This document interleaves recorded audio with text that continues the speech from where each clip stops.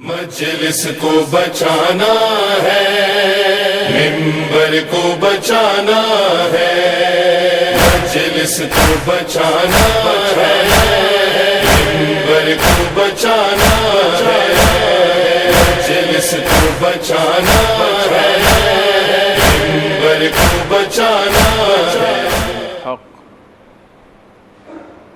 والصلاة والسلام على سید اسلم ما فی الوجود سر اللہ کل موجود نقطۃ دائرۃ الوجود صاحب لواء الحمد والمقام المحمود سید عین المجدد والمصطفى الامجد وبالقاسم محمد۔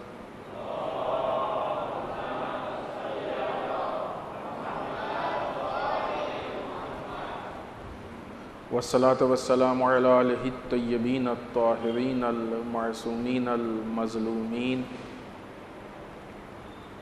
ولعنۃ الدائمۃ الباقیۃ علی اعدائہم اجمعین من الآن الی قیام یوم الدین۔ اما بعد فقد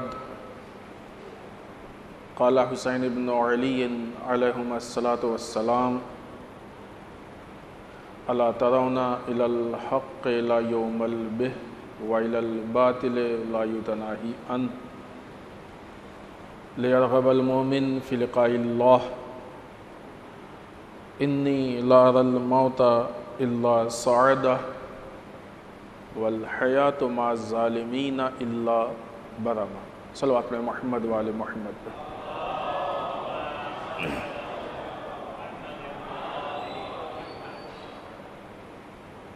ایام اعزا کی اس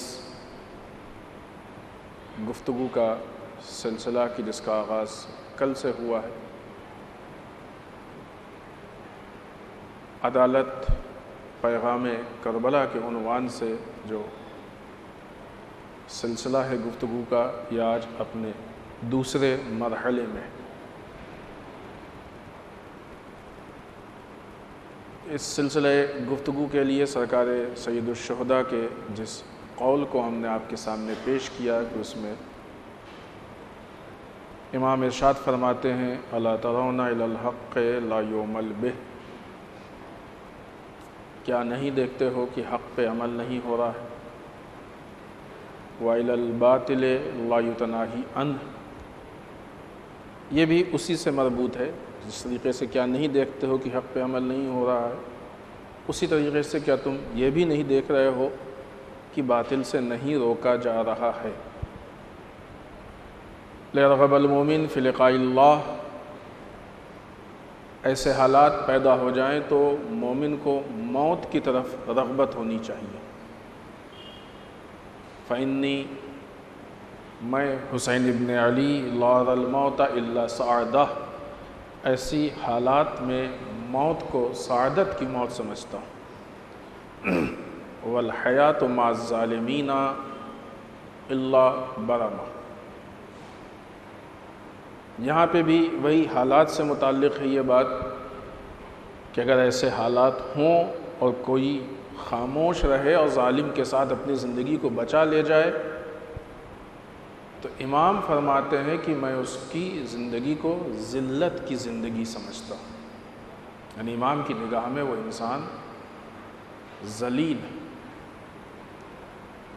اس کے عنوان سے جس گفتگو کا آغاز ہوا تھا، ہم نے موضوع سے متعلق یہ بات آپ کی خدمت میں عرض کی تھی کہ عدالت پیغام کربلا، عدالت کے معنی و مفہوم پہ تھوڑی سی گفتگو کی تھی کہ عدالت جسٹس یعنی ایسا نہیں ہے کہ صرف دو لوگوں کے کوئی جھگڑا ہو، کوئی اختلاف ہو چھوٹا موٹا اور اس میں فیصلے کا نام عدالت۔ عدالت ایک ایسی چیز ہے کہ جو انسان کے نفس کی صفت ہے۔ عدالت انسان کے نفس کی صفت ہے، مزاج میں شامل ہو جاتی ہے عدالت انسان کے۔ مزاج جب بن جاتا ہے تو انسان پھر عدالت سے ہٹ کے ظلم کو برداشت نہیں کرتا ہے۔ عدالت انفرادی ہوتی ہے ذاتی اعتبار سے، جس پہ ہم نے بعض مثالیں دی تھیں کہ انسان گناہ کرتا ہے تو اپنی ذات پہ، اپنے نفس پہ ظلم کرتا ہے۔ عدالت معاشرے سے متعلق ہوتی ہے، جس کو اجتماعی کہتے ہیں، جسے سوشل جسٹس کہتے ہیں، یعنی اپنے معاشرے کو ظلم سے بچاتا ہے۔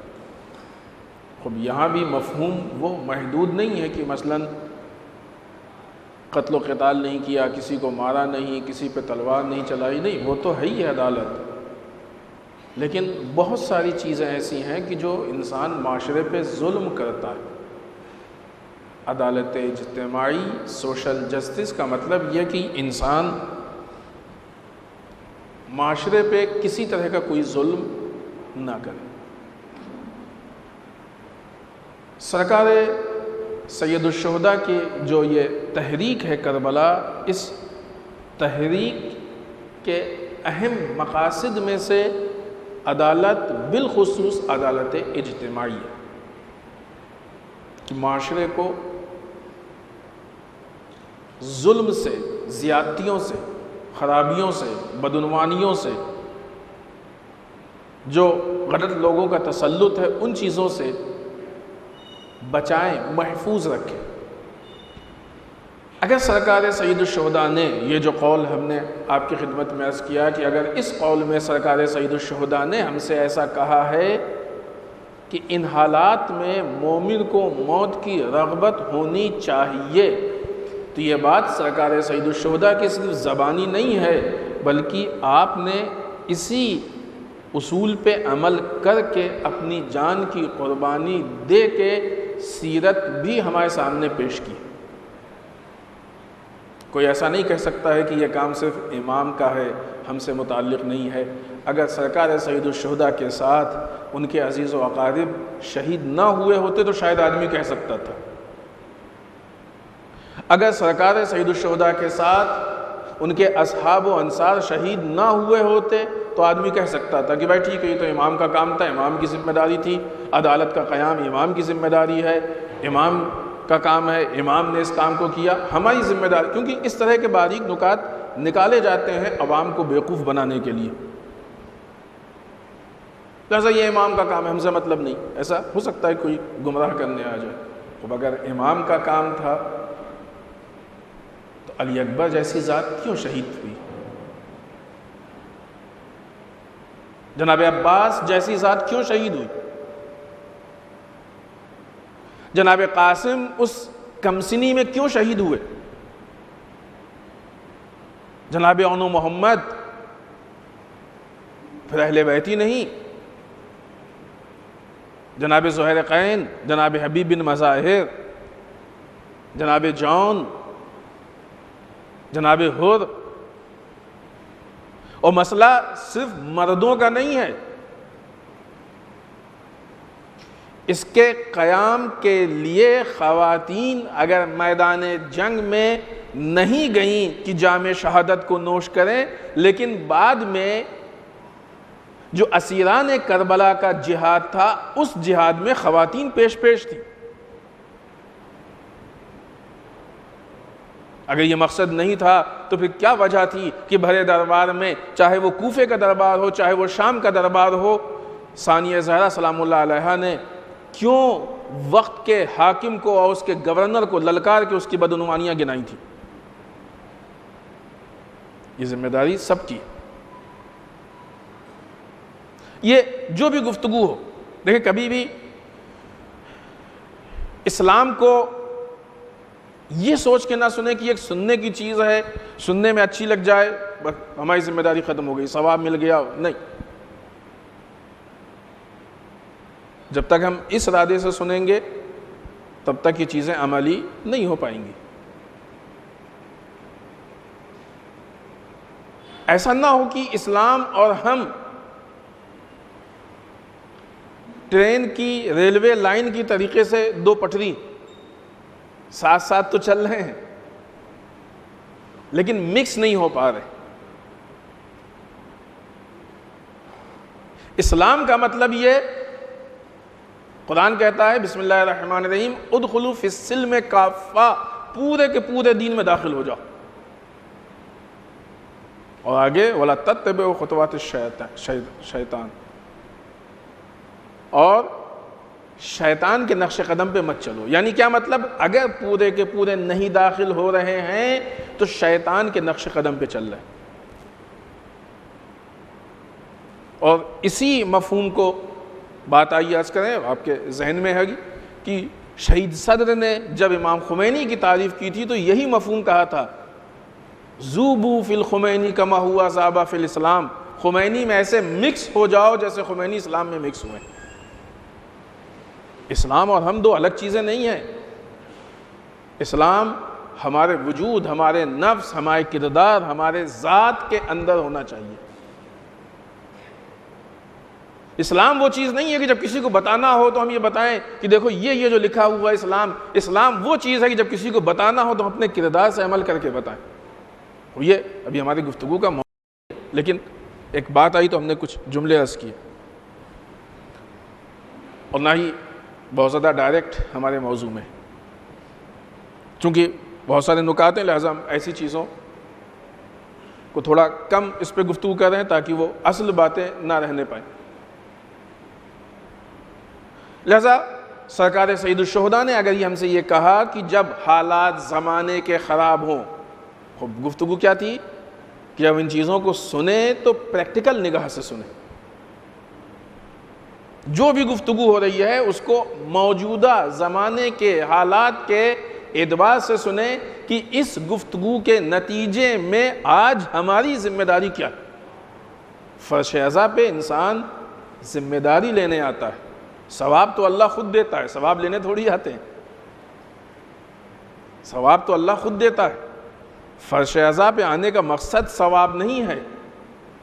اس کا مطلب یہ نہیں کہ ہم انکار کر رہے ہیں. یہ بات ہم نے شاید آپ کے درمیان یا کہیں عرض بھی کی ہے کہ جس طریقے سے ابھی جو باہر چائے اور دودھ جو بھی چیزیں تقسیم ہو رہی ہیں نیاز، کوئی آدمی چائے پینے کے لیے نہیں آیا اپنے گھر سے، چائے پینے آیا ہے کوئی. مقصد چائے نہیں ہے. آئیں گے تو ملے گی، سب کو معلوم ہے کہ ملے گی، معلوم بھی ہے، لیکن مقصد نہیں ہے. جس طریقے سے یہ بانیان مجلس آپ کے سامنے چائے پیش کرتے ہیں، اسی طریقے سے اللہ آنے والوں کے سامنے ثواب اور اپنی رضا کو ہدیہ کرتا ہے، دیتا ہے. آئیں گے ملے گا، لیکن مقصد نہیں ہے. مقصد آنے کا یہ ہے کہ ہم فرش ازا پہ بیٹھ کے اپنا نام اس لسٹ میں لکھائیں کہ مولا آپ کی تحریک کے ایک ادنا سے سپاہی ہم.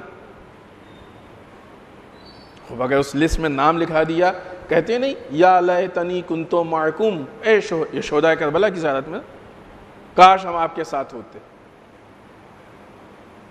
تو وہ درس فرش ازا سے لیا جائے گا. خوب کربلا میں ہوتے، اہل بیت کے ساتھ ہوتے تو کیا کرتے؟ وہاں پہ بھی ذمہ داری کی بات ہوتی ہے. پھر یہاں پہ ہم یہ بات عرض کریں گے، اس میں بھی بہت سارے نکات نکلتے ہیں کہ وہاں پہ اگر کربلا میں بھی ہم یہی ساری چیزیں ڈھونڈتے ہیں کہ ثواب کیسے اور فلاں کیسے، تو شاید تحریک سے بھی دور ہو جاتے. جس وقت سارے اصحاب و انصار یہ کوشش کر رہے تھے کہ ہم جا کے پہلے جان دیں، ہم کہتے ہیں مولا ہم تھوڑا آپ کی بزم میں بیٹھ کے تھوڑا اور ثواب کمانا چاہتے. ہے کہ نہیں ہے؟ یہ کیلکولیشن بعض اوقات مقصد سے بھی دور کرتا ہے. لیکن اگر انسان مقصد تک پہنچ جائے تو اللہ اس سے عظیم ثواب عطا کرتا ہے. اس لیے کہ ثواب کا جو کیلکولیشن ہے وہ ہمارے حساب سے ناقص ہے، وہ اللہ کے جو اس کی مشیت ہے اس کے اعتبار سے کامل ہے. اگر اللہ ہمارے کسی فعل سے، عمل سے راضی ہو جائے تو قرآن گارنٹی لیتا ہے رضوان من اللہ اکبر، اللہ کی ذرا سی رضا کائنات کی سب سے بڑی چیز ہے. فرش ازا اللہ کی رضا تک پہنچنے کا راستہ بتاتا ہے. لہذا یہاں بیٹھ کے ہم اپنی ذمہ داریوں کا احساس کریں. ہماری ذمہ داریاں کیا ہیں؟ یہاں سے اپنی ذمہ داریوں کو لے کے جائیں. لہذا جو گفتگو ہو اس گفتگو کو اپنی پریکٹیکل لائف میں دیکھیں، اس سے متعلق سوالات و سوال کریں. یہ بات ہمیں کل ہی کہنی چاہیے تھی کہ جو گفتگو ہو رہی ہے ہو سکتا ہے بعض چیزیں ایسی ہوں کہ جو ہم شاید واضح نہ کر پائیں، کہیں کوتاہی ہو جائے یا کسی کے لیے بات کلیئر نہ ہو، تو آپ کو پورا حق ہم سے سوال کریں. مجلس کے بعد بھی آپ یہاں کر سکتے ہیں، بعد میں بھی کر سکتے ہیں، اور اگر منتظمین کی طرف سے کچھ ایسا انتظام ہو جائے تو شاید اور بہتر. آپ کا حق ہے کہ آپ ہم سے سوال کیجئے، اور ہم اس مسئلے میں آپ سے منع نہیں کر سکتے، کیونکہ یہ گفتگو لے کے ہم آئے ہیں آپ کی خدمت میں. ہم چاہتے ہیں کہ یہ چیز آپ کے لیے واضح ہو، تو یہ واضح کرنا ہماری ذمہ داری ہے. اور ہماری مجلسوں کا کلچر یہ بن جانا چاہیے کہ مجلس کے بعد ذاکر اور خطیب سے اگر پبلک کے کوئی چیز سمجھ میں نہیں آئی ہے، کلیئر نہیں ہے، تو وہ سوال کرے. سوال ہونا چاہیے. خود سوال کرنا کوئی توہین نہیں ہے. ہاں اگر غلط انداز سے کیا جائے تو ایک الگ مسئلہ. لیکن ایک انسان آتا ہے نارمل انداز سے سوال کرنا چاہتا ہے کہ بھائی فلاں چیز ہمارے لیے کلیئر نہیں ہوئی ہے، واضح نہیں ہے، یا فلاں چیز سے ہم مطمئن نہیں ہے، آپ ہمیں واضح کیجئے. کوئی حرج نہیں ہے، کیا مشکل. یہ بہت اچھا طریقہ ہوگا کہ یہ کلچر بن جائے ہمارا مجالس میں کہ سوال کیا جائے جو چیز واضح نہ ہوئی. تو بہرحال اگر کوئی چیز کسی کے لیے واضح نہیں ہے تو آپ بالکل بغیر کسی تکلف کے سوال کر سکتے. لہٰذا یہ جو گفتگو ہے اس کو یہ سوچ کے سنیں، اور جب یہ سوچ کے سنیں گے تو موجودہ حالات سے اس کی تطبیق ہوگی. کچھ چیزیں ایسی ہیں کہ جو ماضی سے بیان کی جائیں گی، لیکن بہرحال اس کو حال کے آئینے میں دیکھنا پڑے گا، ورنہ پھر گفتگو کا وہ اصل فائدہ نہیں ہوگا. سرکار سید الشہداء نے جس عدالت اور بالخصوص عدالت اجتماعی، سوشل جسٹس، معاشرے میں حق و انصاف کو قائم کرنے کے لیے قیام کیا تھا، سب سے پہلے قرآن مجید سے ہم اس چیز کو واضح کریں. قرآن مجید سے واضح کرنے کے لیے ایک آیت سے واضح کریں، کیونکہ پھر اس کے آگے بہت سارے پوائنٹس ہیں کہ جن کو ہمیں آپ کی خدمت میں ایک ایک کر کے پیش کرنا ہے. لہٰذا ایک آیت شریفہ سے، ورنہ بہت سی آیتیں ہیں کہ جو اس کی طرف اشارہ کرتی ہیں، لیکن ایک مورد کو ہم آپ کے سامنے پیش کریں گے. لیکن آیت شریفہ کو پیش کرنے سے پہلے خود سرکار سید الشہداء کا انبیاء سے جو رشتہ ہے اس کو ہم پہلے محسوس کر لیں. زیارت وارثہ ہر شب جمعہ تقریباً پڑھتے ہی ہیں مومنین، بہت سے لوگوں کو یاد بھی ہوگی ہے نا. سرکار سید الشہداء کو زیارت وارثہ میں کیا کہا گیا؟ السلام علیکہ یا وارثہ آدم صفوۃ اللہ ہے. السلام علیکہ یا وارثہ نوح نبی اللہ ہے کہ نہیں؟ السلام علیکہ وارثہ ابراہیم خلیل اللہ. السلام علیکہ وارثہ موسیٰ کلیم اللہ. السلام علیکہ وارثہ عیسیٰ روح اللہ ہے کہ نہیں؟ السلام علیکہ وارثہ محمد حبیب اللہ. اور وہ کی جو آدم کے وارث سرکار سید الشہداء کی تو بات ہوئی. اور یہ جملے خود زیارت وارثہ کے علاوہ بعض مخصوص زیارتیں ہیں ان میں بھی اسی انداز کے جملے ہیں، لیکن خود زیارت وارثہ معصورہ زیارت ہے. سرکار سید الشہداء کون؟ جناب آدم کے وارث، جناب نوح کے وارث، جناب موسیٰ کے وارث، جناب ابراہیم کے وارث، جناب عیسیٰ کے وارث، حتیٰ خود رسول اللہ صلی اللہ علیہ وآلہ وسلم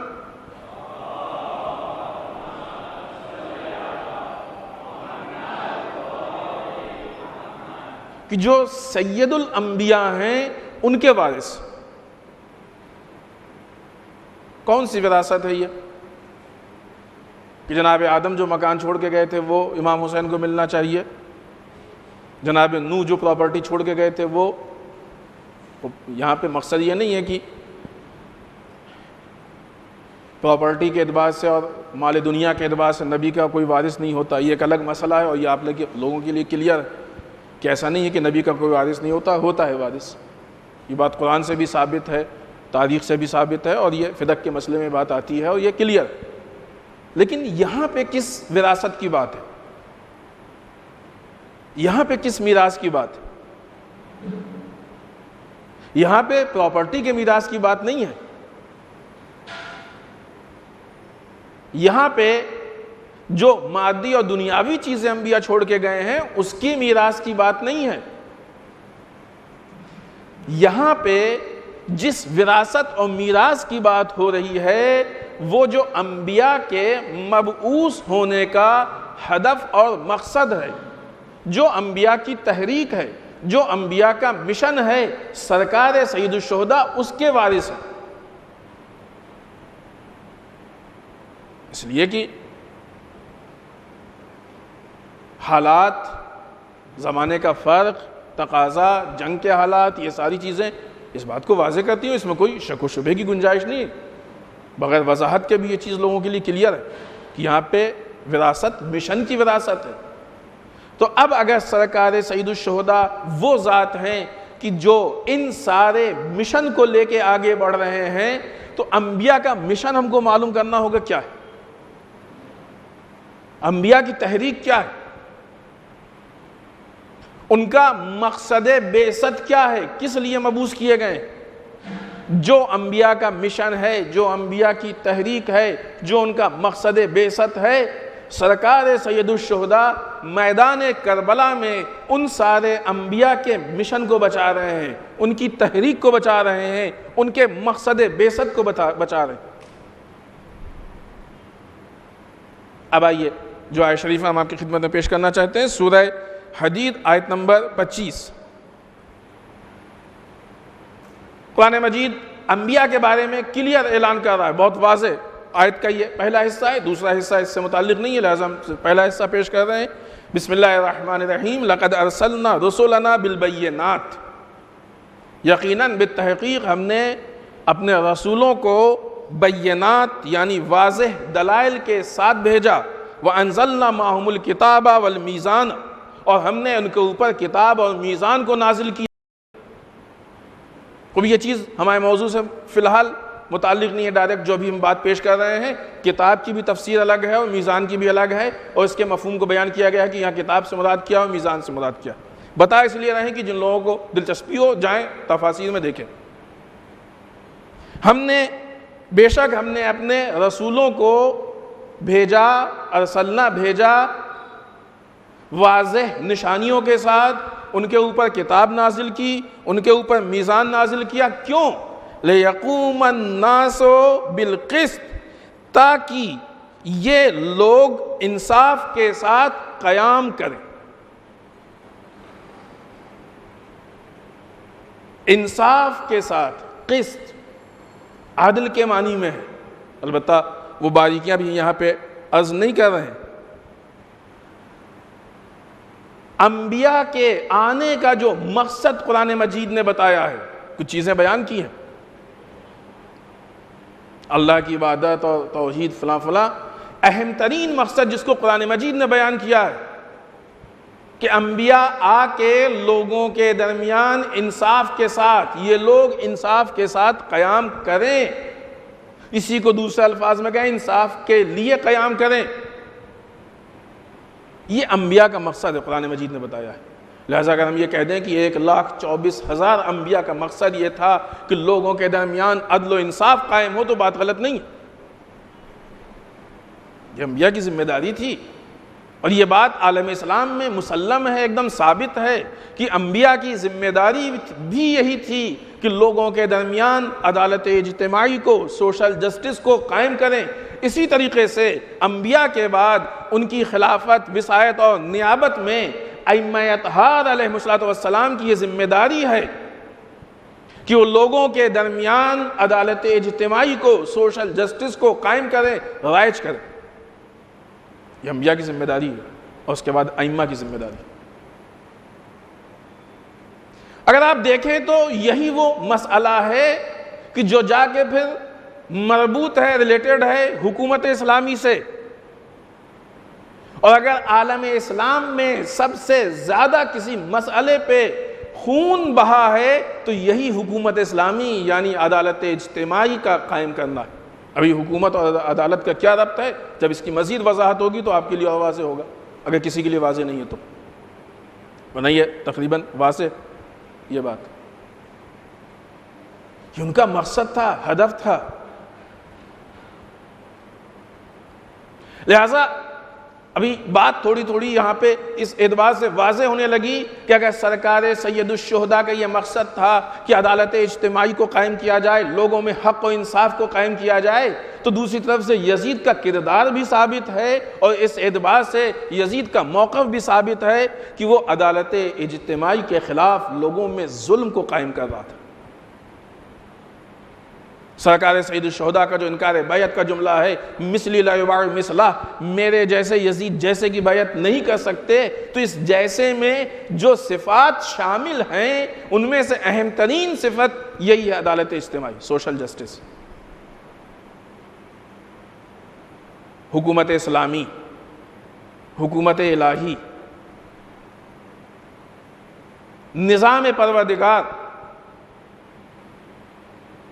شریعت الہی، ان چیزوں کا قائم کرنا، اور تقریباً ایک ہی چیز ہے، کسی عنوان سے آپ دیکھیں، کسی نگاہ سے دیکھیں، ایک ہی چیز ہے، یہ انبیاء کا مقصد ہے۔ سرکار سید الشہداء وارث انبیاء،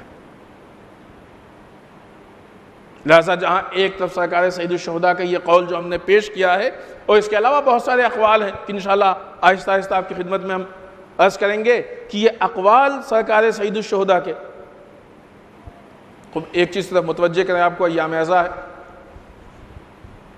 کچھ چیزیں ہیں کہ جو آپ ہمارے جیسے طالب علموں سے سنتے ہیں اور سنیں گے، انشاءاللہ توفیق دے اللہ ہم کو کہ ہم زیادہ سے زیادہ آپ کی اس مسئلے میں خدمت کر سکیں، یعنی بہتر و مفید گفتگو پیش کر سکیں، لیکن کچھ چیزیں گھر میں مطالعے کی بھی عادت ڈالیں۔ سرکار سید الشہداء کا خطبہ منہ، ہمیں ایسا لگتا ہے کہ سب نے پڑھا ہوگا، ظاہر ہے کہ ہم کو امام سے اتنی محبت ہے اور ہم اتنی قربانی، اور ساری بات ہی تو قربانی کی ہے، تو کیا امام کے لیے کچھ صفحات بہت بڑا نہیں ہے؟ اس اعتبار سے اس کو آسانی کے لیے 3 حصوں میں علماء نے کیا ہے کہ جو اس میں گفتگو ہے، تو اگر نہیں ہو سکتا ہے پورا ایک دن میں تو 3 حصوں میں اس کو 3 دن میں پڑھ لے، 6 دن میں پڑھ لے، حتماً پڑھا ہے لیکن پھر بھی پڑھے، اگر نہیں پڑھا ہے تو پھر عجیب بات ہے، تب تو بغیر کچھ سوچے سمجھے فوراً شروع کر دیں اور کئی بار پڑھیں ایام اعزا میں، اگر پڑھا ہے تب بھی پڑھیں۔ کچھ چیزیں ہیں کہ جن کو ریپیٹ ہونا چاہیے یا ریپیٹ ہوتے رہنا چاہیے۔ پڑھیں خطبہ منہ۔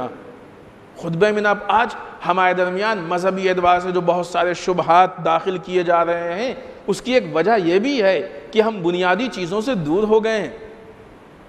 خطبہ منہ پڑھ لیں، بہت سے مسئلے تو یوں ہی آپ کے حل ہو جائیں گے جو آج کل لوگ رائج کر رہے ہیں، جو بہکانے کی کوشش کی جا رہی ہے، گمراہ کرنے کی کوشش کی جا رہی ہے، مسائل اپنے آپ حل ہو جائیں گے انشاءاللہ۔ پڑھیں خطبہ منہ، اور جب خطبہ منہ کو آپ پڑھیں گے تو آپ کو اندازہ ہوگا کہ سرکار سید الشہداء نے کن چیزوں کو پیش کیا ہے، کن چیزوں پہ اعتراض کیا ہے، حتیٰ بعض چیزوں کے لیے سرکار سید الشہداء کا لہجہ ڈانٹنے والا لہجہ، سخت لہجہ محسوس کریں۔ اس سے یہ اندازہ ہوتا ہے کہ سرکار سید الشہداء کے لیے کون سی چیزیں اہم ہیں۔ اگر ہماری قوم ان طرح کی چیزوں کو پڑھنا شروع کر دے گی تو ہماری عزاداری اور مجالس کے مزاج میں بھی تبدیلی نظر آنے لگے گی۔ بہت سے مسائل ہوتے ہیں، بعض ذاتی چیزیں ہیں کہ جو عزاداری میں داخل ہو جاتی ہیں، عزاداری کے لیے اور دین کے لیے نقصان دہ ہوتی ہیں، ذاتی ایگو، ذاتی انانیت، حتیٰ اس حد تک ہم پست ہو جاتے ہیں کہ کتنی عجیب بات ہے کہ ہم اتنی گری ہوئی بات کرتے ہیں کہ کہتے ہیں یہ ہماری مجلس ہے، تمہاری مجلس ہے۔ اب اس سے پست کیا ہوگا ہماری قوم کا معیار؟ ہماری مجلس اور تمہاری مجلس، یعنی امام حسین کی نہیں ہے؟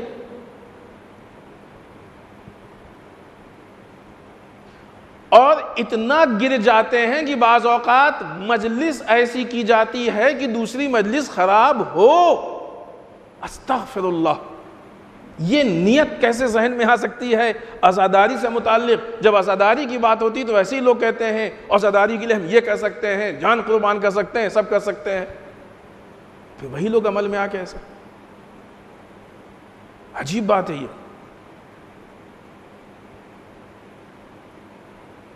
یہ بھی ہماری اصل گفتگو میں نہیں ہے، بات آئی تو ہم نے یہ بات کہہ دی، چونکہ ایام ایزا میں یہ چیزیں بعض اوقات دکھتی ہیں۔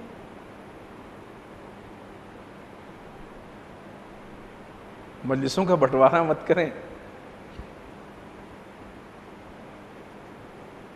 امام حسین کی ہے، امام حسین کی رہنے دے۔ ہمارا علم تمہارا علم، ہمارا جلوس تمہارا جلوس، ہمارا فلاں، امام حسین کا کیا بچا؟ خوب، انشاءاللہ آپ حضرات بہتر سمجھتے ہیں، ان چیزوں کو زیادہ محسوس کریں گے۔ خطبہ منی پڑھیں تو اس سے آپ کو احساس ہوگا کہ سرکار سید الشہداء کن چیزوں کو معاشرے سے ہٹانا چاہتے تھے، کن چیزوں کو معاشرے میں رائج کرنا چاہتے تھے۔ ان ساری چیزوں کو دیکھیں گے تو اس کا ایک بہت بڑا پہلو ہے کہ جو خود عدالت اجتماعی، سوشل جسٹس کی طرف ہے، کہ جو اس حالت کو معاشرے میں تبدیل کرنا چاہ رہا تھا۔ انبیاء اور ائمہ کے مزاج میں، نفس میں، کردار میں عدالت شامل تھی، لہٰذا وہ ظلم کو برداشت نہیں کر سکتے تھے۔ اور جب برداشت نہیں ہوتا نا، لوگوں کے اندر ایک مزاج ہوتا ہے، لوگوں کا، آدمی کہتا ہے کہ ہمارا مزاج ہے کہ ہم فلاں چیز برداشت نہیں کر سکتے، ہوتا ہے نا لوگ، کوئی مثلا سامنے والے کی تیز آواز نہیں برداشت کر سکتا، کوئی غصہ نہیں برداشت کر سکتا، کوئی یہ نہیں برداشت کرتا، اور جب وہ چیز آتی ہے تو انسان پھر ناراض ہو جاتا ہے اور انسان آپے سے باہر ہو جاتا ہے۔ یہ ہے، صلاحیت ہے انسان کے اندر، لیکن یہ صلاحیت کی جہت کیا ہو یہ اہم ہے۔ اور یہ کربلا کی درسگاہ سے یہ تربیت ہم کو ملتی ہے کہ کون سی چیزیں ہم کو برداشت کرنے کا عادی ہونا چاہیے اور کون سی چیزیں برداشت نہیں کرنے کا عادی ہونا چاہیے۔ یہ مزاج ہم کو اپنا تبدیل کرنا پڑے گا سیرت ائمہ اطہار علیہم السلام کی روشنی میں۔ ائمہ نے کن چیزوں کو برداشت کیا ہے، ہمیں بھی ان کے برداشت کرنے کا عادی ہونا چاہیے، اور ائمہ نے کن چیزوں کو برداشت نہیں کیا ہے، ہمیں بھی ان کو برداشت کرنے کا عادی نہیں ہونا چاہیے۔ مطلب یہ کہ اگر ہم کسی چیز کے برداشت کرنے کے عادی نہیں ہیں تو جیسے ہی اس چیز کو دیکھیں فوراً ہماری طرف سے ایک ریئیکشن ہونا چاہیے۔ اور ایسی کچھ چیزیں ہیں عالم اسلام میں۔ عدالت اجتماعی میں ایک بہت بڑا چیپٹر ہے امر بالمعروف و نہی عن المنکر کا، کہ جو خود وہی مفہوم جو سرکار سید الشہداء نے اپنے قول میں بیان کیا۔ کیا نہیں دیکھتے ہو کہ حق پہ عمل نہیں کیا جا رہا؟ امر بالمعروف، برائیوں سے نہیں روکا جا رہا ہے، نہی عن المنکر۔ ہم کو ان چیزوں کے برداشت کا عادی نہیں ہونا چاہیے کہ معاشرے سے اچھائیاں ختم ہو رہی ہوں، ہم اس کو برداشت کرنے کے عادی ہو جائیں۔ معاشرے سے میں برائیاں رائج ہو رہی ہوں، ہم اس کو برداشت کرنے کے عادی ہو جائیں۔ اور بہت جلدی سے ہم اس بات کو عرض کریں کہ معاشرے میں برائیاں جب رائج ہوتی ہیں تو ایسا نہیں ہے انسان کہتا ہے چھوٹا سا مسئلہ ہے چھوڑو، کبھی وہ چھوٹی نہیں رہتی ہے برائی۔ روز اول جب بنیاد ڈالی جاتی ہے تو کسی پیڑ کی طریقے سے پہلے دن وہ بہت چھوٹی ہوتی ہے، لیکن اگر اس کو چھوڑ دیا جائے تو بہت تیزی سے آگے بڑھتی ہے۔ اور اتنا ہی نہیں کہ آگے بڑھتی ہے، جب وہ آگے بڑھتی ہے تو آہستہ آہستہ برائی پھر معاشرے میں برائی نہیں رہ جاتی ہے، اچھائی بن جاتی ہے۔ بہت سی ایسی چیزیں ہیں کہ جو معاشرے میں برائی نہیں ہے، آج اچھائی بن رہی ہے۔ حتیٰ وہ چیزیں کہ جن کو لوگ جانتے ہیں غلط ہے، لیکن اس کو بھی پھر وہ اچھائی کی نگاہ سے دیکھتے ہیں۔ یہ پورے معاشرے کے ساتھ خیانت ہے، ظلم ہے معاشرے کے ساتھ۔ لہذا اگر ہمارا مزاج یہ ہو کہ ہم برائی کے عادی نہ ہوں، کبھی انشاءاللہ تفصیل سے گفتگو کریں گے، لیکن جو جناب ابوذر کی اتنی تعریف کی گئی ہے، جناب ابوذر کے اندر جو صفات تھے کہ رسول کی نگاہ میں، امام علی کی نگاہ میں جناب ابوذر نہایت معتبر تھے، بہت موثق تھے، بہت اچھے انسان تھے، ان پہ بھروسہ کیا، بہت ساری خاص باتیں رسول نے جناب ابوذر سے ہی بتائیں، مولا کائنات نے جناب ابوذر سے بتائیں۔ اور جہاں جناب ابوذر امام علی اور رسول کے نزدیک اتنے خاص تھے، وہیں دشمنوں کے نزدیک اتنا جناب ابو ذر دشمنوں کو کھلتے تھے کہ جناب ابو ذر کو تبعید کیا گیا، شہر سے نکال دیا گیا۔ اور یہ ہونا چاہیے، انسان کو اتنا کلیئر ہونا چاہیے کہ اچھوں کا پسندیدہ بن جائے اور برے لوگ اس سے نفرت کریں۔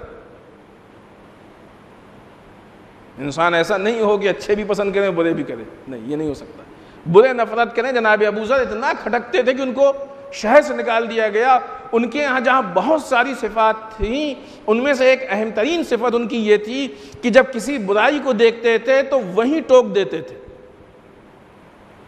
حق گوئی، حق بیانی، اور یہ صفت جناب ابو ذر کی بڑوں کو کھلتی تھی، اس لیے کہ بڑے بڑے مشن جو شروع ہوتے تھے جناب ابو ذر، ایسی ہیں ان کی بہت ساری روایتیں، جناب ابو ذر پہلے ہی قدم پہ جا کے ان کو ختم، جیسے ہم نے بعض جگہوں پہ یہ بات کی نا، یہ پیڑ جب نکلتا ہے تو اگر روز اول اس کو نکالیے تو چٹکی سے نکل جاتا ہے، لیکن اگر چھوڑ دیجئے آپ تو وقت گزرنے کے بعد پھر جڑیں اس کی پھیلتی ہیں اور مضبوطی سے زمین کو پکڑ لیتی ہیں۔ اب وہ چٹکی سے نہیں نکلے گا، جتنا پرانا ہوتا جائے گا اتنی ہی مشکل ہوگی اس کو نکالنے میں۔ جناب ابو ذر کی یہ خاصیت تھی کہ جب کسی برائی کے بارے میں ان کو خبر ملتی تھی تو روز اول جا کے اس کو چٹکی سے نکال دیتے تھے۔ باطل کی پوری تحریک، پورا مشن، پوری سازش جناب ابو ذر کے ایک ریئیکشن کی وجہ سے برباد ہو کے رہ جاتی تھی، پوری محنت پہ پانی پھر جاتا تھا۔ اور سوچئے کہ ایسا آدمی جناب ابو ذر سے خوش ہوگا؟ تبعید یوں ہی تھوڑی ہوئی۔ ابھی پھر ہم وہی بات کہیں گے کہ یہ بات یہاں پہ ہم بہت طولانی نہیں آپ کی خدمت میں پیش کریں گے۔ تبعید شہر سے یوں ہی نہیں نکالا گیا، چھوٹی موٹی بات نہیں تھی جناب ابو ذر کو شہر سے نکالا جائے۔ حالات ایسے تھے کہ نہ جناب ابو ذر کو وہ لوگ برداشت کر سکتے تھے، نہ کسی بہانے سے جناب ابو ذر کو قتل کر سکتے تھے، لہٰذا یہ قدم اٹھانا پڑا۔ تو یہ جناب ابو ذر کی خاصیت تھی کہ جو انبیاء اور ائمہ کا مشن ہے، کہ جس پہ ہمارے ائمہ، یعنی یوں کہا جائے کہ خود سرکار رسالت مآب اور مولا کائنات راضی تھے، دعائیں دیتے تھے جناب ابو ذر کو۔ اس کی ایک الگ وجہ ہے کہ چونکہ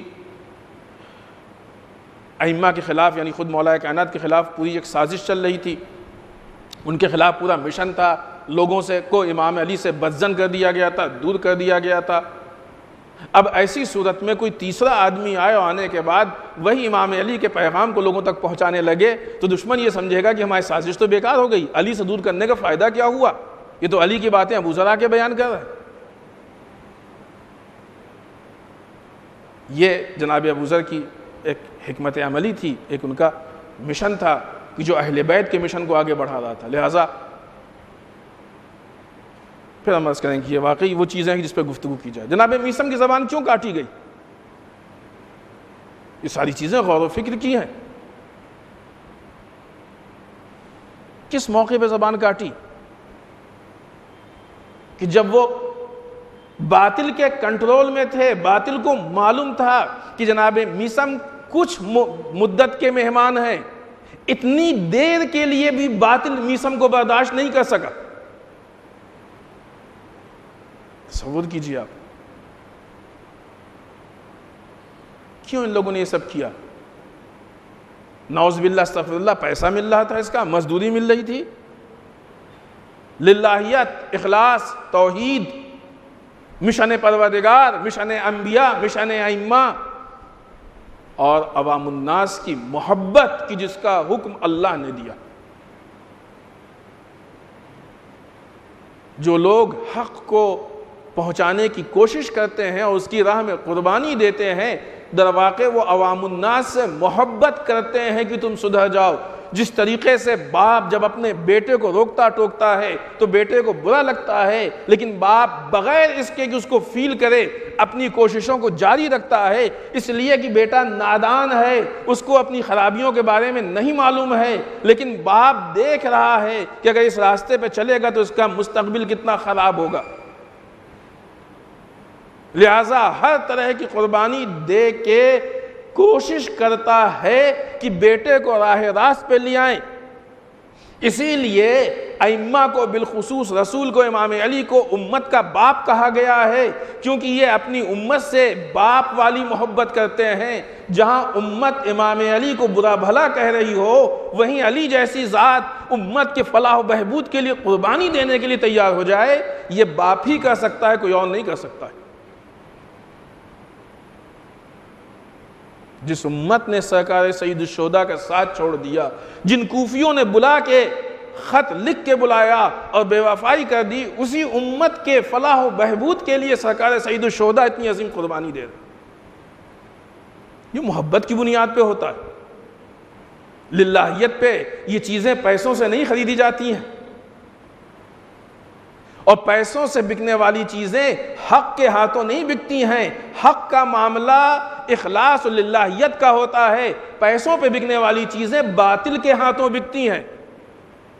پیسے کے معاملات باطل کی طرف سے ہوتے ہیں، حق کی طرف سے ہونے والے معاملات للہیت والے معاملات ہوتے ہیں۔ لہذا بات کو ہم آہستہ آہستہ سمیٹیں، اس لیے کہ آج تھوڑی سی گفتگو ان حالات پہ بھی کرنا ہے کہ جو مدینے سے روانگی کے وقت سرکار سید الشہداء کے ساتھ پیش آئے، تاکہ ہمارے چھوٹے بچوں کو یہ باتیں معلوم ہو، محسوس کریں ان روایات کو کہ کس طریقے سے سرکار سید الشہداء وہاں سے نکلے۔ لہذا انبیاء کا مشن، ائمہ کا مشن معاشرے میں سے برائیوں کو ختم کر دینا، اچھائیوں کو رائج کر دینا، اور یہ بہت وسیع پیمانے پہ۔ ہم نے عرض کیا اس سے پہلے بھی کہ جب گفتگو آگے بڑھے گی اور ان چیزوں کو ہم واضح کریں گے، ابھی ایک پورا نقطہ، ایک پورا پوائنٹ یا یوں کہا جائے چیپٹر ہماری گفتگو میں ہے کہ اس وقت کون کون سی خرابیاں رائج تھیں کہ جن کے مقابلے میں سرکار سید الشہداء کھڑے ہوئے۔ ظاہر ہے سب تو نہیں بیان ہو سکتی ہیں، لیکن ایک اچھا خاصا حصہ جو مین ہے وہ ہم بیان کرنے کی کوشش کریں گے۔ اور وہ خرابیاں کون سی کہ رسول کی آنکھ بند ہوتے ہی ان خرابیوں کو شروع کیا گیا۔ لیکن پھر ہماری نگاہ ہونی چاہیے کہ ہمارے معاشرے میں تو وہ خرابیاں نہیں، ورنہ ہم ذمہ دار ہوں گے، ہم کو جواب دینا پڑے گا۔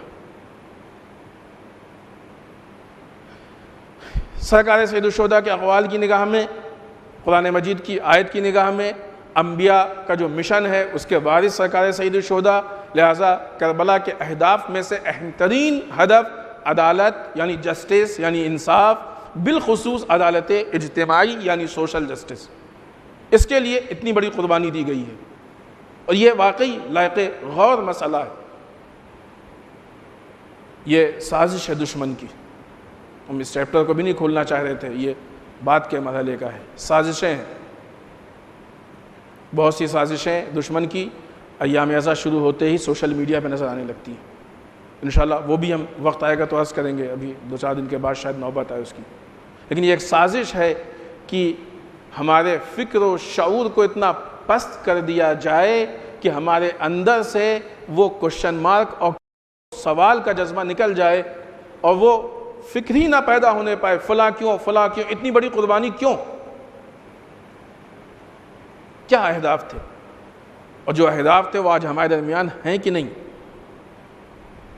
اور یہ چیزیں اس لیے ضروری ہیں کہ انسان مزاج کے اعتبار سے سوشل لائف کا عادی ہے، اسی کو کہا گیا ہے مدنی طبع، شہری زندگی کا عادی ہے، طبیعت مزاجن نیچر کے حساب سے۔ آپ سوچئے کہ اگر پورے معاشرے کو چھوڑ کے کہیں جنگل میں جائیں تنہا رہیں، بہت سی مشکلات پیش آئیں گی۔ مزاجن انسان ان چیزوں کا عادی۔ ابھی دیکھیں نا، ہم لوگ بہت سے لوگ کہتے تھے وقت نہیں مل رہا ہے، تنہائی چاہتے ہیں کچھ دن اکیلے میں بتا لیں، کچھ دن اکیلے فرصت سے بیٹھیں۔ اب یہ والا لاک ڈاؤن تو ایسا نہیں، لیکن پچھلے لاک ڈاؤن میں بہت سے لوگ گھر میں تھے، جتنے لوگوں سے بات ہوئی، جتنے سے ملاقات ہوئی، جتنے سے گفتگو ہوئی، سب نے یہی کہا کہ بھائی اب تھک گئے بیٹھے بیٹھے، اب آگے لاک ڈاؤن برداشت نہیں ہوتا۔ کتنا گھر میں بیٹھیں، کب تک بیٹھیں، کیوں؟ یہ آوازیں جو لوگوں کی نکلیں کہ اب یہ لاک ڈاؤن برداشت نہیں ہوتا، گھر میں بیٹھے بیٹھے تھک گئے، آپ کو تو شاید اندازہ نہ ہو کیونکہ شاید یہاں پہ اتنا اثر نہیں تھا، لیکن جن جگہوں پہ لاک ڈاؤن کا یہ اثر تھا کہ سب کچھ بند تھا، آپ وہاں والوں سے بات کیجئے تو وہ لوگ تھک گئے تھے، پریشان ہو گئے تھے. کیوں پریشان ہو گئے تھے؟ کیونکہ مزاج تھا ان کا سوشل لائف کا.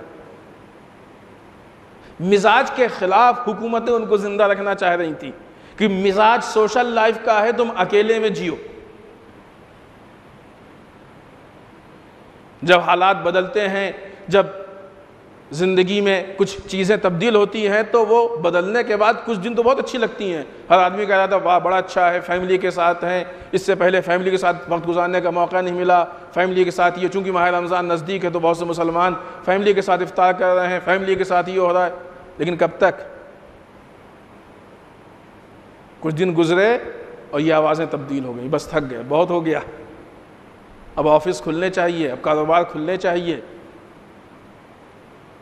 اب زندگی کے جو معاملات کے ذرائع ہیں سب کھلنے چاہیے. اب اکیلے گھر پہ نہیں رہا جاتا. اکیلے نہیں ہو، فیملی کے ساتھ ہو، وہ ٹھیک ہے فیملی کے ساتھ ہے، لیکن اس سے زیادہ نہیں رہا جاتا. بہت سارے مسائل و مشکلات بھی پیش آئے اس کی جو اس کا ریئیکشن سامنے آیا، اس کے معاشرے میں اثرات پیش آئے ہیں. ان پہ غور و فکر کی ضرورت ہے، لیکن پھر وہی کہ معاشرے کو اتنا پست کر دیا گیا ہے کہ ان چیزوں پہ غور و فکر نہیں ہوتا. اور اگر کوئی کر کے حکومت کی خامیوں کو نکالے تو جس طریقے سے پرانے زمانے میں جو بہت ظالم اور جابر حکومتیں گزری ہیں کہ حکومتوں پہ تنقید کرنے والوں کے خلاف ایکشن لیا جاتا تھا، آج اکثر اور بالخصوص ہمارے یہاں کے حالات ہو گئے ہیں کہ جو تنقید کرتا ہے اس کے خلاف ایکشن لیا جاتا ہے. لہٰذا کوئی بولے گا ہی نہیں، سب چپ. کون بولے گا اس میں؟ اور چونکہ انسان مزاجن سوشل لائف کا عادی ہے، لہٰذا جب سوشل لائف انسان کو گزارنا ہے تو اس کے کچھ تقاضے ہوتے ہیں. انشاءاللہ کل کی گفتگو میں ہم تقاضوں پہ گفتگو کریں گے، بات پیش کریں گے کہ وہ تقاضے کیا ہیں. سوشل جسٹس، سوشل لائف کے تقاضے کیا ضروریات ہیں سوشل لائف کی. یہ جو ضروریات ہم کو دکھائی جا رہی ہیں یہ زمانے کی بنائی ہوئی ضروریات ہیں. یہ جھوٹا ماحول ہے جو ہمارے سامنے پیش کیا جا رہا ہے. ہماری ضروریات کچھ اور ہیں، بلکہ کیوں کہا جائے کہ ضروریات کو چھپانے کے لیے خواہشات کو پیش کیا جا رہا ہے. نہج البلاغہ سے یا بعض دوسری جگہوں سے ہم اس بات کو انشاءاللہ پیش کریں گے. اس گفتگو کو یہیں پہ ختم کرتے ہیں، چونکہ آج مصائب کے طور پہ سرکار سید الشہداء کی رخصت پہ گفتگو کرنا ہے. جب آپ مدینے سے رخصت ہوئے، لیکن اس سے پہلے چند جملے ان حالات پہ آپ کی خدمت میں پیش کر دیں کہ جب سرکار سید الشہداء سے سوال بیعت کیا گیا. ولید جو کہ اس وقت کا مدینے کا گورنر تھا، مروان اس سے پہلے گورنر رہ چکا تھا، موجودہ اس وقت ولید گورنر تھا. حاکم شام کے اس دنیا سے چلے جانے کے بعد یزید نے خط لکھا ولید کے پاس، چونکہ گورنر تھا، اور اس میں لکھا کہ البتہ حاکم شام نے یزید کو یہ وصیت کی تھی کہ دیکھو ان کو چھیڑنا مت، لیکن یزید نے اپنے باپ کی وصیت پہ توجہ نہیں کی اور فوراً ایکشن لیا اور فوراً خط لکھا. جیسے ہی انتقال ہوا کہ حسین ابن علی سے بیعت لے لو، اگر نہیں بیعت کرتے ہیں تو سر قلم کر دو. ظاہر ہے یہ جملہ اور تحریک کا آغاز بتا رہا ہے کہ یزید کتنا احمق لاؤبالی تھا. یہ گفتگو یہ ایک جملہ بہت کچھ چیزیں کلیئر کر رہا.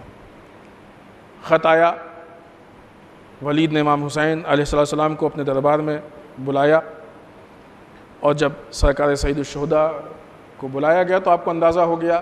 بنی ہاشم کے کچھ جوانوں کو آمادہ کیا، ان کے ساتھ آئے، کہا تم باہر رہنا، ہماری آواز بلند ہو تو پھر چلے آنا. ہمیں ایسا لگتا ہے کہ کسی اہم مسئلے پہ گفتگو کے لیے ہم کو بلایا گیا. یعنی سرکار سید الشہداء کو حالات سے آگاہی تھی کہ کس طرح کے حالات ہو سکتے ہیں، اور دقیقاً وہی حالات ہوئے. جیسے ہی آپ ولید کے پاس آئے، ولید نے مروان وہاں پہ موجود تھا. ولید نے کہا کہ حاکم شام کا انتقال ہو گیا. امام نے کہا انا للہ و انا الیہ راجعون. یزید اس کی جگہ پہ خلافت پہ آیا ہے، اس نے خط پڑھ کے سنا دیا کہ یزید کا خط ہے. امام نے نہایت نزاکت کے ساتھ اور بہت ہی حکمت کے ساتھ بہت ہی دقیق گفتگو کر کے اس مسئلے کو آگے بڑھانے کی کوشش کی کہ دیکھو تم بھی نہیں چاہو گے کہ تنہائی میں یہ بیعت ہو، لہذا اس مسئلے کو ملتوی کر دو، پوسٹ پون کر دو کل کے لیے، کل تک ہم بھی سوچتے ہیں تم بھی سوچ لینا۔ ولید مان گیا۔ جیسے امام اٹھے کہ وہاں سے چلیں، مروان آگے بڑھا۔ مروان نے کہا ولید اگر آج حسین یہاں سے چلے گئے تو اب یہ حسین بغیر قتل و قتال کے تمہارے ہاتھ نہیں آنے والے، کیونکہ وہ جانتا تھا سرکار سید الشہداء کی حکمت عملی کو، لیکن پھر بھی ناقص پہچان تھی۔ اسے ایسا لگا کہ ابھی حسین ہمارے قبضے میں، ہماری باتوں میں آ سکتے ہیں، ہمارے اثر میں آ سکتے ہیں، اس کے بعد نہیں آئیں گے، جبکہ سرکار سید الشہداء اس وقت بھی نہیں آ سکتے تھے، کیونکہ جہاں تک حکمت اور گفتگو ہے وہ تو ہے ہی ہے، لیکن طاقت کے اعتبار سے بھی سرکار سید الشہداء آمادگی کر کے آئے تھے بعنوان جوانان، کہ جس کی اطلاع نہ ولید کو تھی اور نہ مروان کو تھی۔ ظاہر سی بات ہے کہ وہ کتنا بھی سمجھدار اور چالاک کیوں نہ ہو، لیکن جو ائمہ کی فراست ہے وہاں تک نہیں پہنچ سکتا تھا وہ۔ جس وقت مروان نے اس طرح کی بات کہی، اس وقت امام نے ناراضگی کا اظہار کیا اور تھوڑا سختی سے امام نے کھڑے ہو کے فرمایا انت یبن زرقا تقتلنی ام ہوا، اے نیلی آنکھوں والی عورت کے بیٹے تو مجھے قتل کرے گا یا یہ؟ اب وہ کیوں کہا اس کے پیچھے بھی پس منظر ہے، ابھی اس کو ہم نہیں چھیڑ رہے۔ تو نے غلط بیانی سے بہت غلط بات کہی ہے، اور جو بات کہی ہے وہ صحیح نہیں کہی ہے، یہ کہہ کے امام وہاں سے تشریف لے آئے، واپس آ گئے۔ دوسرے دن مروان پھر امام سے ملا۔ آپ دیکھیں اس کی ہمت و جرأت دیکھیں، اور اس کے پیچھے جو ریزن وجہ ہے وہ بھی دیکھیں کہ جو امام نے بیان کیا۔ مروان کہتا ہے کہ اگر آپ ہماری بات کو، ابھی مروان کہہ رہا ہے امام حسین سے کہ جن کے لیے روایت موجود ہے کہ سفینہ نجات ہے، مروان کہہ رہا ہے کہ اگر آپ ہماری بات مان لیں تو آپ نجات پا جائیں گے۔ اور آگے سنیں، یزید کی بیعت کر لیجئے، اس سے آپ کی دنیا اور آخرت دونوں سنور جائے گی۔ ابھی سوچیں کہ مروان جیسا شخص یزید کی بیعت کے ذریعے امام حسین علیہ السلام کی دنیا بھی سنوارنے کی بات کر رہا ہے اور آخرت بھی سنوارنے کی بات کر رہا ہے، جو کہ جوانان جنت کے سردار ہیں۔ آپ دیکھ رہے ہیں، یہ گہرائی میں جائیں۔ جب اس طرح کی گفتگو ہوتی ہے تو عام آدمی جو حقیقت سے آشنا نہیں ہوتا ہے، جس کی نگاہ آیات اور احادیث پر نہیں ہوتی ہے، وہ ان چیزوں کے بہکاوے میں آ جاتا ہے۔ آج بھی اگر یہ بات کہی جائے کہ فلاں بات مان لو تو تمہاری دنیا و آخرت سنور جائے گی، تو لوگ اس بات کو مان لیتے ہیں، اور انہی جملوں کے ذریعے سے عام پبلک کو بہکایا جاتا ہے۔ اس طرح کے جملے عادت کی تھی اس وقت کے حکام کی، ان کے زبان پہ جملے بیٹھے رہتے تھے کہ اپنی باتوں کو اسی انداز میں پیش کرتے تھے، یہ کرو تمہاری آخرت سنور جائے گی، یہ کرو تمہاری دنیا سنور جائے گی، یہ کرو تمہیں نجات مل جائے گی۔ یہ سوائے ان کی مکاری و عیاری کے کچھ نہیں ہوتا تھا۔ تاریخ پہ نگاہ ڈالیں، انداز بیان اور لینگویج کو پہچاننے کی کوشش کریں۔ جب اس طریقے سے مروان نے امام سے گفتگو کی تو امام نے ذرا سا بھی رکے بغیر کسی قدم کے پیچھے ہٹائے بہت ہی استحکام کے ساتھ وہ اس انداز میں مروان کو ڈانٹا کہ تاریخ میں ایسی مثال ملنا مشکل ہے، اور اس کا آغاز یہاں سے کیا، انا للہ و انا الیہ راجعون وللاسلام السلام اذ بلیت امت برائے مثل یزید، انا للہ کلمہ استرجاع جو کسی کی موت پہ پڑھا جاتا ہے، یعنی امام نے اظہار کیا کہ اگر یزید حاکم ہے تو اب اسلام کی موت کے علاوہ کچھ اور نہیں ہے، اس اسلام پہ ہمارا سلام کہ جس کا حاکم یزید جیسا چرواہا ہو۔ اور پھر اس کے بعد یہ جو گفتگو ہم جلدی سے اس کا ترجمہ آپ کی خدمت میں پیش کریں۔ اے مروان، تم ہمیں نصیحت کر رہے ہو، تم ہماری ہدایت کر رہے ہو کہ ہم یزید کی بیعت کر لیں جو کہ ایک فاسق انسان ہے؟ تم یہ کیا اول فول بک رہے ہو، الٹی سیدھی باتیں بک رہے ہو تم۔ لیکن ان باتوں کی وجہ سے ہم تمہاری سرزنش نہیں کریں گے۔ کیوں نہیں کریں گے؟ اس کی وجہ یہ ہے کیونکہ تم وہی ملعون ہو کہ جب اپنے باپ کے صلب میں تھے، یعنی ماں کے شکم میں حمل ٹھہرنے سے پہلے کی بات، تم جب اپنے باپ کے صلب میں تھے اس وقت اللہ کے رسول نے تم پہ لعنت بھیجی تھی۔ یہ امام اتنی سخت بات کر رہے ہیں مروان سے۔ کون مروان؟ جو مدینے کا حاکم رہ چکا ہے، جو اس حکومت کی مشنری میں بہت اہم مقام رکھتا ہے، جس کا اتنا اثر ہے کہ جب ولید کو امام حسین سے گفتگو کرنی ہوئی تو پہلے مروان کو بلا کے مشورہ لیا۔ چھوٹے موٹے انسان سے بات نہیں کر رہے ہیں دنیا کے اعتبار سے، لیکن آپ دیکھیں کہ ہمارا مزاج حسینی کیسا ہونا چاہیے۔ حسینی مزاج لوگوں کے دنیاوی عہدوں کی بنیاد پہ مرعوب نہیں ہوا کرتا ہے، بلکہ ضرورت پڑنے پہ حق بیانی کر کے اپنی ذمہ داریوں کو پورا کر دیا کرتا ہے۔ تم بات کر رہے ہو جب تم اپنے باپ کے صلب میں تھے تب اللہ کے رسول نے تم پہ لعنت بھیجی تھی۔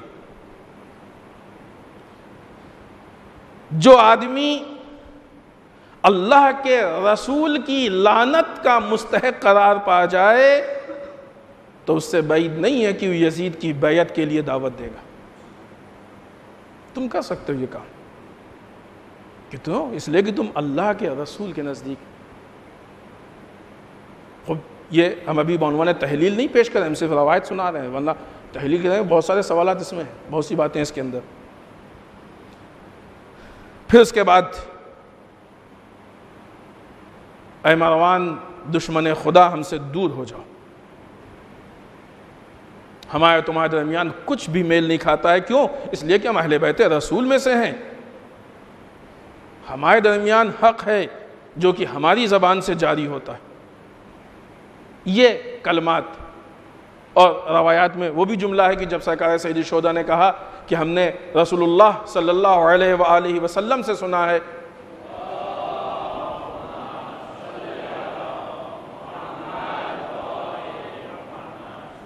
کہ خلافت بنی امیہ پہ حرام، یہ بھی جملہ اسی سلسلے کا، اسی جواب کا ہے۔ خوب وقت بہت تیزی سے بڑھ رہا ہے، ہمیں لگ رہا تھا کہ بات جلدی ختم ہو جائے گی اور زیادہ ٹائم نہیں لینا چاہتے ہیں۔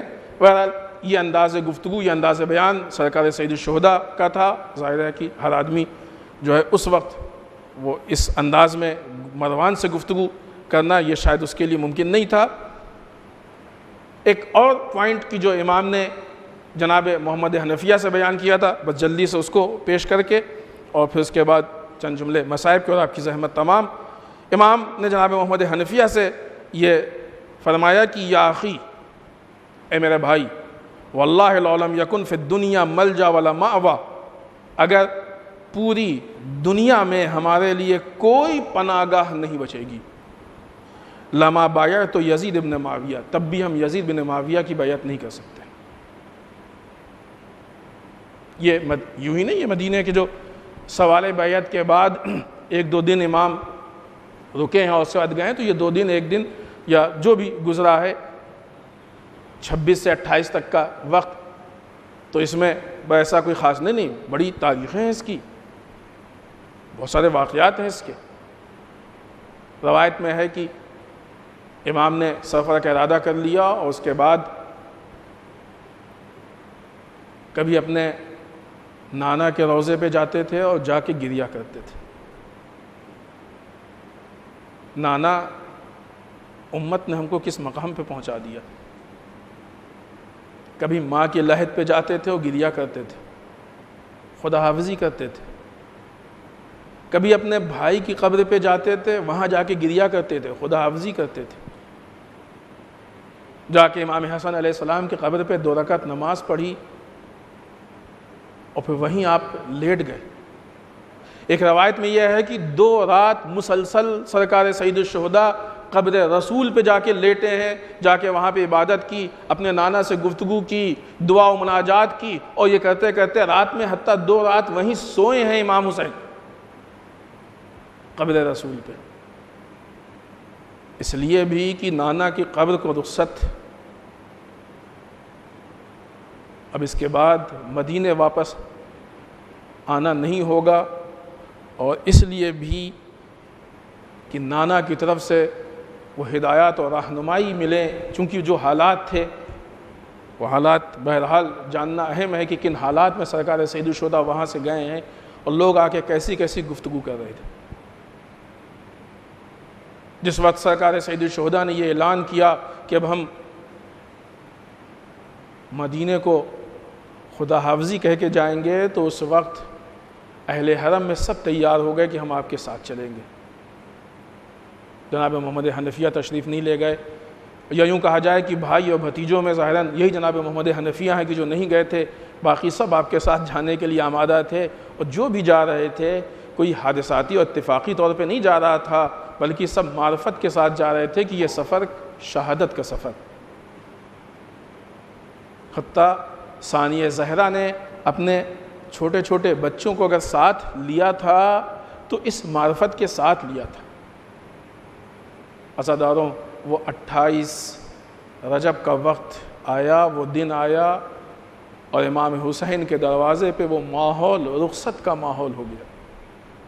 امام اپنے نانا کے مدینہ کو الوداع کہہ رہے تھے، قافلہ ہمادہ ہو رہا تھا، کچھ ناقے تیار کیے گئے تھے، ان کے اوپر کجاوے اور محمل تھی، امہاری تھی، کچھ گھوڑے تھے، کچھ سامان تھا، اثاثہ تھا۔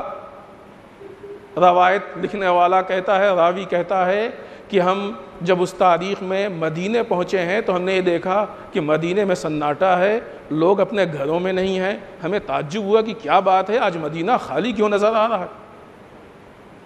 مدینے کی گلیوں میں چلتے چلتے کوئی شخص ہمیں دکھائی دیا، جب ہم نے اس سے سوال کیا کہ آج مدینہ خالی کیوں ہے، تو اس نے بتایا کہ رسول کا نواسہ مدینے کو خدا حافظی کہہ کے جا رہا ہے۔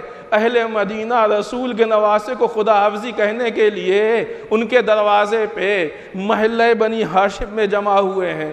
عزاداروں، اہل مدینہ اس طریقے سے 2 بار جمع ہوئے، ایک بار خدا حافظی کے لیے جمع ہوئے محلہ بنی ہاشم میں آ کے، اور ایک بار جب منادی نے آ کے آواز دی کہ اے مدینے والوں، اپنے گھروں میں کہاں آرام سے بیٹھے ہو، حسین کا لٹا ہوا قافلہ واپس آ گیا، آؤ مدینے کے باہر آؤ، استقبال کرو۔ روایت لکھتی ہے کہ سارے مدینے والے مدینے کے باہر آ گئے، اور آنے کے بعد اس لٹے ہوئے قافلے کا استقبال کر رہے تھے۔ سارے مدینے والے محلہ بنی ہاشم میں تھے۔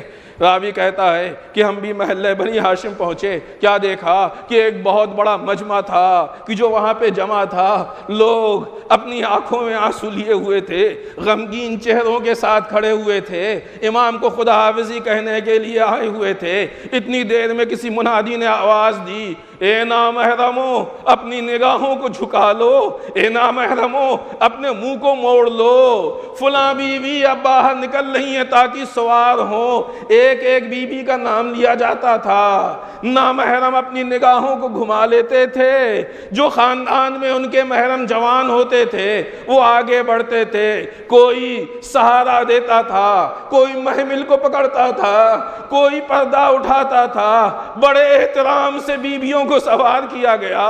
راوی کہتا ہے کہ ایک عجب منظر دیکھنے میں آیا کہ ایک مرتبہ منادی نے جب آ کے یہ آواز دی، اے نامحرمو، اب یہاں ہو جاؤ، اس لیے کہ علی کی بیٹی حسین کی بہن زینب سوار ہونا چاہتی ہے۔ لوگ وہاں سے دور ہو گئے، ایک عجیب سا منظر نظر آیا، حسین اپنی کرسی سے کھڑے ہو گئے، ایک طرف سے اکبر بڑھے، ایک طرف سے عباس بڑھے، جوانوں نے بڑھ کے سہارا دیا، کسی نے محمل کا پردہ اٹھایا، کسی نے بی بی کے کندھے کو پکڑا، بڑے شان و شوکت سے زینب کو سوار کیا گیا۔